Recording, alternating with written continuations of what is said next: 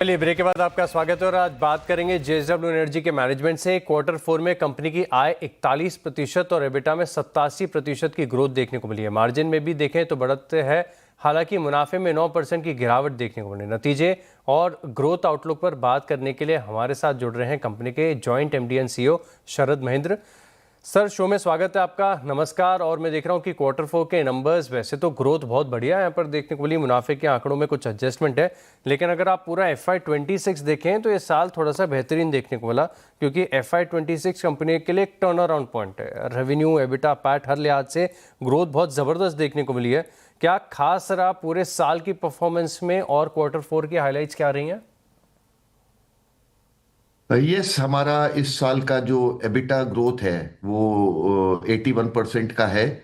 और इसका major drivers जो थे हमारे दो थे, जिसमें एक हमारा जो महानदी प्लांट हमने एक्वायर किया था मार्च 2025 में, वो हमारे पास इस साल पूरे क्वार्टर अवेलेबल था, जो जिसने कि एबिटा ग्रोथ में सिग्निफिकेंट कंट्रीब्यूशन दिया। और सेकंड, हमारा जो जितना भी आरई कैपेसिटी विंड सोलर और हाइब्रिड की जो हमने ड्यूरिंग द ईयर कमीशन करी थी, जो पिछले साल नहीं थी, उसने हमको काफ़ी एडवांटेज दिया है एबिटा ग्रोथ में। तो ड्राइवर्स मेजरली दो रहे हैं, थर्मल कैपेसिटी महानदी की, और आरई कैपेसिटी जो हमने ऐड करी ड्यूरिंग द ईयर, और O2 एक्विजिशन जो हमने अप्रैल के महीने में किया था। और जहां तक आपने पूछा आने वाले टाइम के लिए हमारे जो ड्राइवर्स हैं, वो उसमें एक हमारा उत्कल का जो हमारा 700 मेगावाट का उड़ीसा में जो थर्मल प्लांट है, वो लास्ट ईयर हमको मालूम है कि डिमांड ग्रोथ बहुत ही कम रही थी। 0.9% की डिमांड ग्रोथ हुई है एक्सटेंडेड मॉनसून्स की वजह से लास्ट ईयर। और टैरिफ भी बहुत कम थे और वो कैपेसिटी पूरी मर्चेंट पे थी। बट इस साल 1 अप्रैल से उसमें 400 मेगावाट की कैपेसिटी, 700 में से वो असम के साथ, सॉरी कर्नाटका के साथ में हमने लॉन्ग टर्म पीपीए में टाई अप कर लिया है, जो कि बहुत ही अट्रैक्टिव टैरिफ पे है, ₹5.73, ₹5.73 पे। और 115 मेगावाट की कैपेसिटी हमने 2 साल के लिए असम के साथ टाई अप किया है, वो भी अराउंड ₹5.80 के करीब है। तो जो हमारे को सिग्निफिकेंट अपसाइड देगा इस साल, जो हमारा की ड्राइवर होगा एबिटा के लिए। और जो हमने आरी कैपेसिटी ड्यूरिंग डिफरेंट पीरियड्स हमने पिछले साल करी थी, वो 1 तारीख से फुल अवेलेबल है, first day of the year से। ये हमारे की ड्राइवर्स होंगे आने वाले समय में एबिटा ग्रोथ के। और हमने कुछ कोल कॉस्ट में हमने कुछ स्टेप्स लिए हैं, जिससे हमारी फ्यूल कॉस्ट का रिडक्शन होगा, both in Mahanadi as well as Utkal plant in Orissa.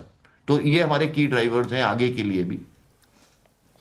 आगे की ड्राइवर्स तो सर आपने बखूबी समझा दिए, लेकिन बाजार की नज़रें टिकी हुई हैं पूरे FY27 के लिए। तो रेवेन्यू की जो ग्रोथ की गाइडेंस है FY27 के लिए क्या होगी? देखिए, हमको एक चीज ये देखनी है कि रेवेन्यू ग्रोथ इस पावर बिजनेस में, अगर रेवेन्यू ग्रोथ आ रही है थर्मल से, तो थर्मल में आप देखिए कि अगर हमारी थर्मल कैपेसिटी ऐड हुई तो हमारा कोल कंजम्पशन ऐड हुआ, हमारा एवरेज टैरिफ ऐड हुआ। तो बट कोल की कॉस्ट जो होती है वो कॉस्ट में भी आती है। बट अगर विंड और सोलर का हम लें, जहां टैरिफ कम होता है बट वहां पे कोई फ्यूल कॉस्ट नहीं होती है, खाली ऑपरेशन एंड मेंटेनेंस कॉस्ट होती है। तो रेवेन्यू ग्रोथ उत्कल प्लांट में जो हम हायर पीएलएफ पे काम करेंगे उसकी वजह से इंक्रीज होगा, एब्सोल्युटली सर्टेन, क्योंकि टैरिफ भी ज्यादा होगा, जो हमने आपको जैसा बताया कर्नाटका और असम का।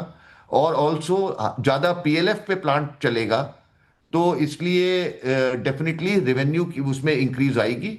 बट मे बी हम ये कह सकते हैं कि अगर CAGR बेसिस पे देखें तो 25 से 30% की ग्रोथ ईयर ऑन ईयर हमको कॉन्फिडेंस है कि कंटिन्यू रहेगा रेवेन्यू ग्रोथ भी।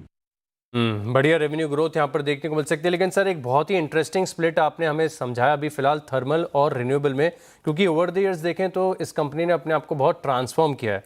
तो बड़ा सवाल ये निकल कर आ रहा है, क्या आगे जाकर जो आपका रिन्यूएबल का एबिटा है ये ओवरटेक कर पाएगा थर्मल के एबिटा को? सी देखिए, अगर आज भी आप देखें हमारा एबिटा, तो अब जैसे एडिशन अभी भी अगर आप देखें तो अबाउट 60-40 आप कह सकते हो कि 60% एबिटा थर्मल से, 40% एबिटा, 40-45% के बीच में एबिटा इधर आरी से है।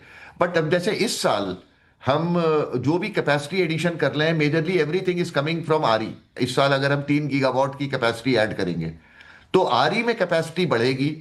थर्मल में भी बढ़ेगा इस साल क्योंकि उत्कल प्लांट की वजह से टाई अप। बट आने वाले अगर 2 साल का देखेंगे, 3 साल का, तो हम ये देख रहे हैं कि आरई कैपेसिटी से EBITDA will be more as compare to thermal, जब तक थर्मल में हमारी कैपेसिटी एडिशन नहीं शुरू होता है, जो कि कुछ कैपेसिटी अगले साल आएगी, फिर उसके नेक्स्ट ईयर में आएगी अनदर कैपेसिटी। महानदी प्लांट को हम डबल कर देंगे और फिर FY30 ऑनवर्ड्स जब थर्मल कैपेसिटी आना शुरू होगी, जो हमने पीपीए साइन करे हैं, तो thermal again the EBITDA margins will improve.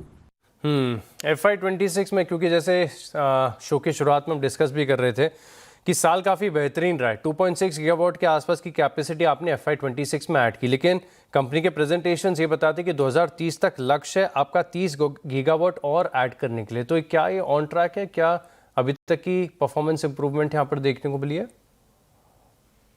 हाँ जी, जैसा हम बोल रहे हैं कि अभी जैसे इस साल हम ऐड करेंगे कैपेसिटी, करीब 3 गीगावाट की कैपेसिटी हम FY27 में भी ऐड करेंगे, जो कि सारी विंड, सोलर और हाइब्रिड कैपेसिटी होगी। और अगले 3 साल में भी 3-3.5 गीगावाट की विंड और सोलर कैपेसिटी हमको कॉन्फिडेंस है, क्योंकि हमारे पास पीपीए साइंड है, हम एग्जीक्यूट करेंगे। हम टाइमली एग्जीक्यूशन करेंगे जब कनेक्टिविटी अवेलेबल हो। उसके बेसिस पे हमने प्रोजेक्ट प्लानिंग करी हुई है कैपेसिटी एडिशन की। तो ये प्लस थर्मल में जैसा हमारा महानदी का 1800 मेगावाट का प्लांट ऑपरेशनल है और बैलेंस 1800 के लिए बैलेंस ऑफ प्लांट पूरा रेडी है। और बाकी 3 यूनिट जो 600 मेगावाट की लगनी है, उसमें भी पार्शियल वर्क हो चुका था जब हमने प्लांट एक्वायर किया। अब फुल फ्लेजेड वर्क स्टार्ट हो चुका है और पहला 600 मेगावाट की कैपेसिटी एडिशन अगले साल FY28 में आ जाएगा और उसके अगले साल 1200 मेगावाट वहां ऐड होगा। और जो वेस्ट बंगाल में साल्बोनी प्रोजेक्ट में जो हमने पीपीए साइन किया है, उसकी भी कुछ कैपेसिटी FY30 से आने लगेगी। तो साल्बोनी, महानदी और प्लस हमारी 3 गीगावाट के आसपास की कैपेसिटी हर साल जो विंड और सोलर और हाइब्रिड की आएगी, इन सब से मिलके हम 30 गीगावाट FY30 तक पहुंच जाएंगे। हम वी आर कॉन्फिडेंट। बिल्कुल। लेकिन सर, मार्केट की थोड़ी सी एक चिंता और है। एक तो आपके डेट लेवल्स, इसको कैसे कम करेंगे? क्या टारगेट्स यहाँ पर कंपनी ने तय किए हैं?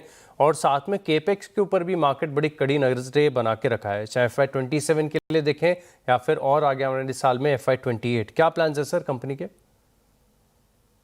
देखिए, बिल्कुल डेट, जब भी कोई एक कंपनी जिस तरह से कैपेसिटी इंक्रीज और ग्रोथ फेज होता है, तो वो एक पीरियड आता है जिसमें कि the investment goes up, debt goes up.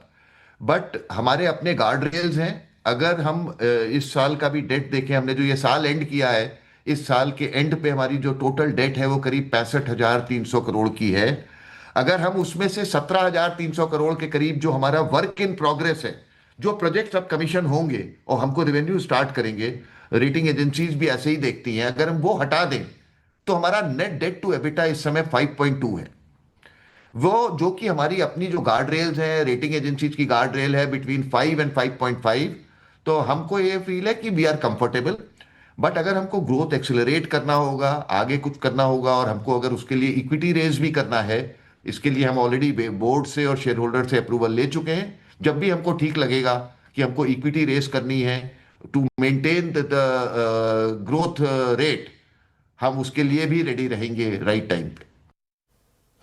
बड़ी ग्रोथ यहाँ पर देखने को मिल सकती है। बहुत बहुत धन्यवाद सर आपका हमारे साथ जुड़ने के लिए, नतीजे और ग्रोथ आउटलुक पर विस्तार से हमें जानकारी देने के लिए। Thank you so much sir. चलिए, इसी के साथ रुकते हैं छोटे से ब्रेक के लिए, और ब्रेक के बाद देखेंगे तीनों खिलाड़ियों का परफॉर्मेंस रिपोर्ट कार्ड।